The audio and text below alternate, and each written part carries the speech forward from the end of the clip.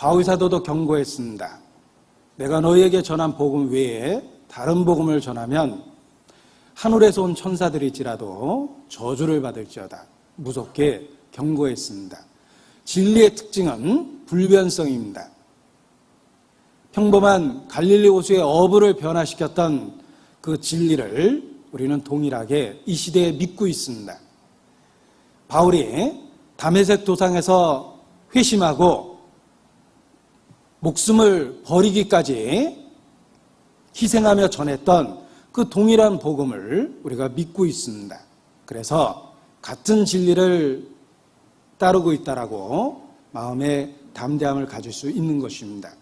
이런 담대함은 그저 저절로 생기는 것이 아닙니다. 성경을 통해서 확인하고 확증하면서 생기는 것이다 라고 말할 수 있습니다.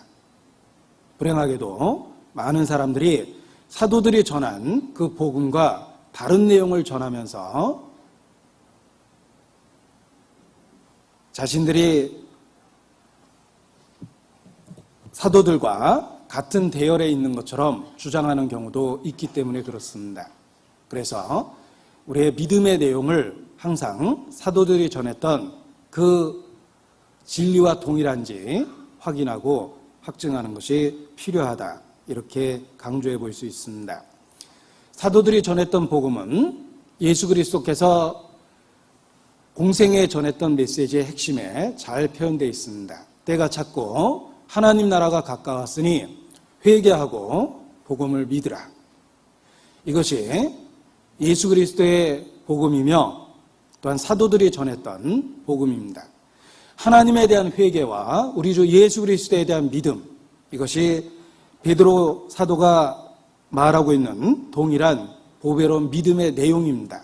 우리도 성경을 통해서 변하지 않는 그 진리를 붙잡고 의지하고 있기 때문에 우리도 동일한 그 보배로운 믿음을 받은 자라고 확신을 합니다. 그래서 베드로후서 1장 1절에 이 수신자들을 표현한 말씀을 보고 시대를 넘어 우리에게 직접 주신 말씀과 같은 그런 감격을 가지며 읽을 수 있다라고 생각합니다.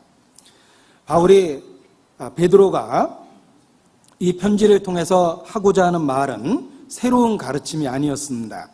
3장 2절에 보면 곧 거룩한 선지자의 예언한 말씀과 주 되신 구주께서 너희의 사도들로 말미암아 명하신 것을 기억하게 하려 하노라 하고 말하고 있습니다. 베드로는 새로운 가르침을 주기 위해서, 새로운 지식을 전하기 위해서 이 편지를 기록한 것이 아닙니다. 이미 그들이 듣고 굳게 서 있는 그 진리의 말씀을 확인하고 확증해주고 일깨우기 위해서 이 서신서를 기록하고 있다고 말합니다. 이미 주신 선지자의 말씀, 그리고 사도들을 통해 주신 그 말씀을 기억하게 하기 위해서 베드로후서를 기록한 것입니다. 우리에게는 새로운 지식이 필요한 것이 아닙니다. 이미 주어진 진리를 확인하고 확증하고 새롭게 인식하는 것이 필요합니다. 성경은 제일 마지막 부분에 계시가 완전하게 완성되었음을 선포하고 있습니다. 그래서 누구든지 더하거나 빼면 저주를 받을 것이라고 엄중한 경고로서 성경을 끝내고 있습니다. 우리 시대는 새로운 계시를 받는 시대가 아닙니다. 이미 주신 진리를 새롭게 인식하고 발견하는 시대라고 말할 수 있습니다. 베드로도 새로운 이야기를 전해주고자 글을 쓴 것은 아닙니다. 이미 선지자들을 통해서 그 예언한 말씀, 구주께서 사도들을 통해서 이미 가르친 그 말씀을 기억하게 하기 위해서 이 편지를 기록하고 있습니다. 우리도 이미 붙잡고 있는 그 말씀, 우리가 굳게 서 있는 하나님에 대한 회개와 우리 주 예수 그리스도에 대한 믿음이라는 그 핵심적 내용을 붙잡고 다시 인식하는 것이 필요할 뿐입니다. 세상적인 지식은 날마다 새로운 것을 요구합니다. 세상의 철학도 반복하면 곧 지루함을 이야기하고 새로운 개념을 요구합니다. 그러나 우리는 세상의 지식과 철학과 다른 절대적 진리를 믿고 있습니다. 우리에게 새로운 것이 필요한 것이 아니라 이미 주어진 진리를 확인하고 확증하는 것이 필요할 뿐입니다. 이미 주어진 진리를 새롭게 하고 우리의 삶에 실천하고 그 진리를 말씀이 육신이 된 예수님처럼 우리의 삶의 일부로 만들어가는 과정이 필요할 뿐입니다. 결코 새로운 지식이 필요한 것은 아니다. 이미 주어진 진리를 확인하고 확증해야 될 시대가 우리 시대라고 이렇게 말할 수 있습니다. 그 옛날 아덴 사람들은 새로 된 것을 배우는 것 외에는 달리 시간을 쓰지 아니하였더라 라고 성경에 표현되어 있습니다. 아덴은 철학이 발달한 곳입니다. 그들은 이미 알고 있는 것은 진부하게 여기고 가장 새로 되는 것을 알고자 하는 마음으로만 하루를 소비했습니다. 그러나 믿음에 있어서는 그러한 아덴 사람들의 태도는 절대적으로 잘못된 것입니다. 우리에겐 새로운 진리가 필요한 것이 아니라 이미 주신 그 진리를 확인하고 새롭게 하는 것뿐입니다. 루터가 믿음으로 구원 얻는다. 이신칭의 믿음을 발명한 게 아닙니다. 발견한 겁니다. 새롭게 발견하고 새롭게 인식한 것입니다. 이미 주어졌던 진리를 성경을 통해서 새롭게 인식했을 뿐입니다. 우리도 마찬가지입니다. 이미 주어진 진리 속에서 우리의 삶을 새롭게 할 수 있는 그런 계기를 삼아야 됩니다. 찬송의 가사에도 주 예수 크신 사랑 늘 말해 주시오. 평생에 듣던 말씀 또 들려주시오 라고 우리는 공감되는 찬송가 가사를 부르기도 합니다.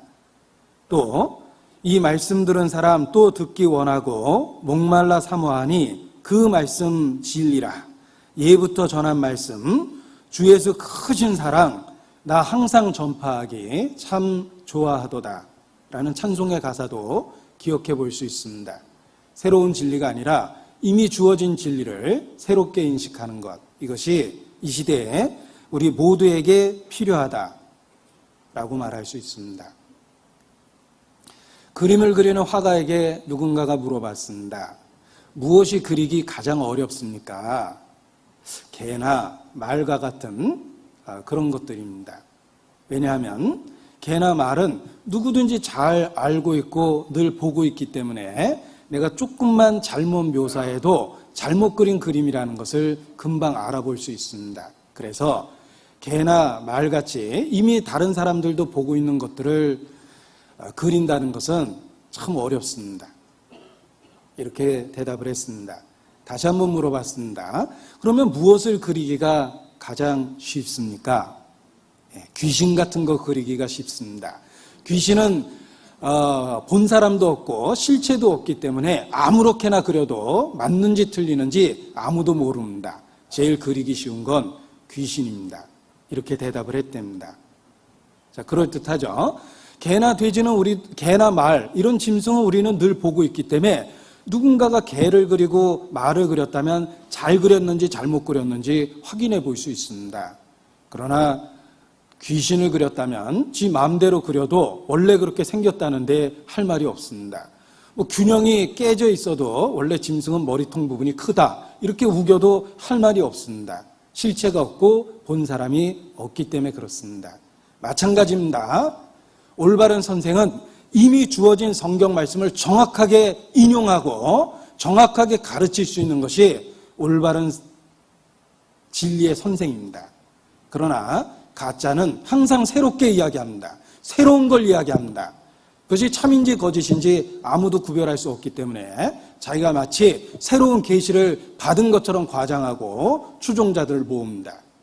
거짓입니다.